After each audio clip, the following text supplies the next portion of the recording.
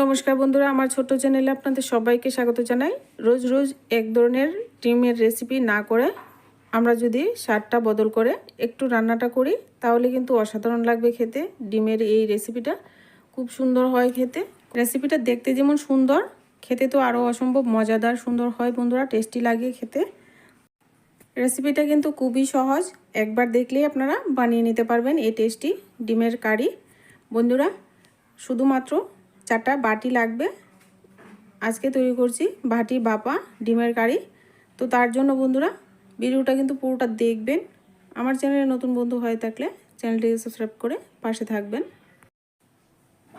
প্রথমে আমি এখানে 4টা বাটি নিয়েছি। তো আমি সম পরিমাণে নিচ্ছি, আপনারা আপনাদের বাড়িতে যে বাটিগুলি থাকে সেই বাটিগুলি নিতে পারবেন।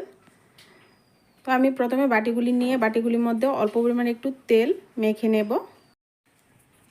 এবার অল্প অল্প করে একটু একটু করে সবগুলি বাটিতে একটু তেল এইভাবে দিয়ে মেখে নেব। সমস্ত বাটির মধ্যে মেখে নেব। এইভাবে তেল মেখে নিলে ডিমটা যখন ভাপিয়ে নেব বাটি থেকে কিন্তু খুব সুন্দর করে ডিমটা উঠে আসবে। তার জন্য কিন্তু এইভাবে তেলটা একটু মেখে নিতে হবে। তো বন্ধুরা, এইভাবে সমস্ত বাটির মধ্যে আমি তেলটা মেখে নিচ্ছি। তো বন্ধুরা, বেশি কিছু উপকরণ লাগে না, ঘরে থাকে এরকম উপকরণ দিয়ে কিন্তু তৈরি করা যায়। এখানে আমি রান্নাটা দেশি মুরগির ডিম দিয়ে করছি, আপনারা যে কোনো ডিম দিয়ে করতে পারেন, সেমভাবেই করতে পারবেন। ডিমটা একটু ফাটিয়ে নিয়ে এভাবে আস্তে আস্তে করে দিয়ে দেবেন। বন্ধুরা, সুস্বাদু এই রেসিপিটা যদি না খেয়ে থাকেন একবার অবশ্যই বাড়িতে ট্রাই করার অনুরোধ রইল। খুব সুস্বাদু হয় বন্ধুরা খেতে। এর উপরে আমি কাঁচা লঙ্কা কুচি দিয়ে দিচ্ছি, অল্প পরিমাণে একটু দিচ্ছি, আপনারা পরিমাণ মতো দেবেন। এবার এর উপর থেকে একটু লবণের পরিমাণ বেশি হয়ে গেলে কিন্তু খেতে ভালো লাগবে না। তো দেখুন বন্ধুরা, এইভাবে হালকা করে এইভাবে ছিটিয়ে ছিটিয়ে দিচ্ছি। উপর থেকে একটু ধনেপাতা কুচিও আমি দিয়ে দেব, আপনারা চাইলে নাও দিতে পারেন। তো আমি সৌন্দর্যের জন্য একটু ধনেপাতা কুচি অল্প অল্প করে দিয়ে দিচ্ছি। তো বন্ধুরা, ডিমের উপরে মশলাপাতি আমি সব দিয়ে দিলাম। এবার ডিমটাকে ভাপিয়ে নেব। তার জন্য চুলায় একটা প্যান বসিয়ে দিলাম, দিয়ে এর মধ্যে পরিমাণ মতো একটু জল দিলাম। জলের পরিমাণটা কম দেবেন যাতে উপরে না উঠে যায়। ভাপানোর জন্য আমি একটা ঝাঁঝরি থালা নিয়েছি, আপনারা যে কোনো একটা স্ট্যান্ডও নিতে পারেন। এবার ঢেকে 10 মিনিটের মধ্যে দেখবেন হয়ে যাবে। এদিকে আমি একটা মশলা তৈরি করে নিচ্ছি, এদিকে আমার ডিমটা ভাপানো হতে থাক আর আমি এদিকে মশলা তৈরি করে নিচ্ছি। একটা টমেটো, 4 কোয়া রসুন, অল্প একটু আদা আর ধনেপাতার যে ডাঁটিগুলি আছে সেগুলি নিয়েছি। ধনেপাতা নেবেন না, ডাঁটিগুলি নেবেন। ডাঁটিগুলি নিলে ডাঁটির টেস্টটা কিন্তু অন্যরকম। একটা পেঁয়াজ নিয়েছি। এবার কড়াইতে অল্প একটু তেল দিয়ে দিচ্ছি, তেলটা একটু গরম হয়ে গেছে।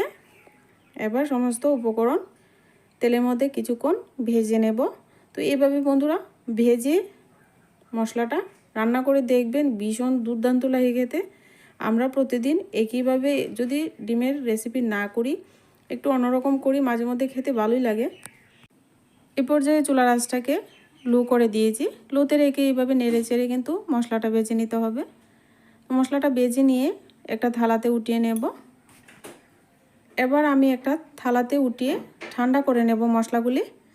এবার অন্যদিকে আমি দেখে নিচ্ছি যে আমার ডিমটা ঠিকঠাক বাপানো হয়েছে কি না। বন্ধুরা, মশলা ভাজতে ভাজতে আমার ডিম বাপানোটা দেখুন কত সুন্দর হয়েছে, আর উপর থেকে দেখতে কতটা সুন্দর এবং লোভনীয় লাগছে।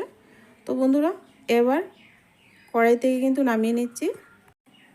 কড়াইয়ের মধ্যে যে ফুটন্ত জলটা আছে জলটা কিন্তু ফেলবো না, এটা রান্নাতে ব্যবহার করব। আর এদিকে আমি মশলাটা ঠান্ডা হয়ে গেছে, মিক্সিতে দিয়ে পেস্টটা করে নিচ্ছি। তো বন্ধুরা, এবার বাটিগুলিও ঠান্ডা হয়ে গেছে।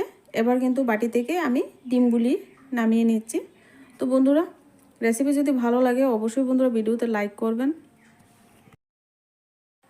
বন্ধুরা, তেল দেওয়ার কারণে কিন্তু খুব সুন্দর করে এমনিতেই উঠে আসছে, তো ছুরি লাগে না, এমনিতেই উঠে আসছে। তো এবার কিন্তু সবগুলি আমি একটা থালাতে নামিয়ে নিচ্ছি। দেখুন বন্ধুরা, উপর থেকে কতটা সুন্দর লাগছে ধনেপাতা দেওয়ার কারণে। তো বন্ধুরা, এইভাবে কিন্তু প্রথমে সবগুলি আমি ছাড়িয়ে নিয়েছি। এবার চুলায় একটা কড়াই বসিয়ে দিলাম। কড়াই বসিয়ে দিয়ে এর মধ্যে পরিমাণ মতো সর্ষের তেল দিয়ে দিলাম, আর গোটা গরম মশলা দিয়ে দিলাম, 2টো শুকনো লঙ্কা দিয়ে দিলাম, তেজপাতাও দিতে পারেন। তো এবার এখানে একটা বড় সাইজের পেঁয়াজ কুচানো দিয়ে দিলাম। তো দেখুন, পেঁয়াজ কুচানোটা এরকম করে কেটেছি একটু সৌন্দর্যের জন্য, আপনারা পছন্দ অনুযায়ী কেটে নিতে পারবেন। এখানে 2 চামচের মতো কাঁচা লঙ্কা কুচি দিয়ে দিচ্ছি। পেঁয়াজ আর লঙ্কা কুচি সুন্দর করে লালচে কালার আসা পর্যন্ত ভেজে নিয়েছি। এবারে এখানে পরিমাণ মতো হলুদ গুঁড়ো, ভাজা জিরা ধনে গুঁড়ো, পরিমাণ মতো লাল লঙ্কার গুঁড়ো দিয়ে দিলাম। দিয়ে এবার নেড়ে চেড়ে মশলাটাকে কষিয়ে নেব। আর এদিকে আমি যে আগে থেকে পেস্টটা করে রেখেছিলাম, এবার পেস্টটাও এখানে দিয়ে দেব।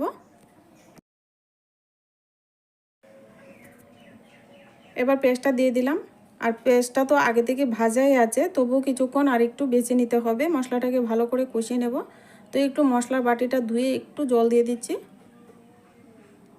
দিয়ে মশলাটা যতক্ষণ না পর্যন্ত তেল ছেড়ে যাচ্ছে, তো মশলাটা কিন্তু কিছুক্ষণ কষিয়ে নেব। দেখুন বন্ধুরা, খুব সুন্দর করে কিন্তু কষিয়ে নিতে হবে এইভাবে মশলাটা কষিয়ে নিয়েছি, তেলটা একটু বেশি গেছে। তো আমি এবার এখানে পরিমাণ মতো ওই যে ফুটন্ত জলটা ছিল, জলটা দিয়ে দিলাম। তো আমি আর একটু জল অ্যাড করব। এবার ওই ঝোলের মধ্যে দিয়ে দিয়েছি পরিমাণ মতো লবণ। এবার একটু নেড়েচেড়ে ঝোলটার মধ্যে লবণটা মিশিয়ে দিয়ে ঢাকনা দিয়ে ঝোলটাকে কিছুক্ষণ ফুটতে দেব। তো বেশিক্ষণ ঢাকা দেব না, 2 মিনিটের জন্য ঝোলটাকে ভালো করে ফুটিয়ে নিয়েছি। এবার ঢাকনা তুলে এবার যে ডিমের ভাপাগুলি আছে এবার দিয়ে দেব ঝোলের মধ্যে। আর গ্রেভিটা কিন্তু একদম গামাকুমাকো রাখতে হবে এই রেসিপিতে, খুবই ভালো লাগে খেতে। তো দুর্দান্ত লাগে বন্ধুরা, আপনারা অবশ্যই বাড়িতে ট্রাই করে দেখতে পারেন।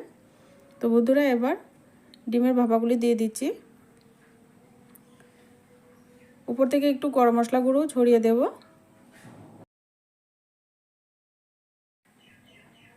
এবার একটু নেড়েচেড়ে ডিমগুলিকে ডুবিয়ে দিয়ে এবার ঢাকনা দিয়ে 1 মিনিটের জন্য ঢাকা দিয়ে দেব।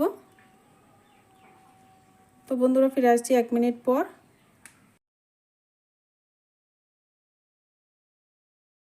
বন্ধুরা, ঝোলটা দেখুন, গ্রেভিটা এই পরিমাণে রেখেছি, এই পরিমাণে রেখে কিন্তু নামিয়ে নিতে হবে। ঝোলটা কিন্তু আরও শুকিয়ে যাবে নামিয়ে নিলে।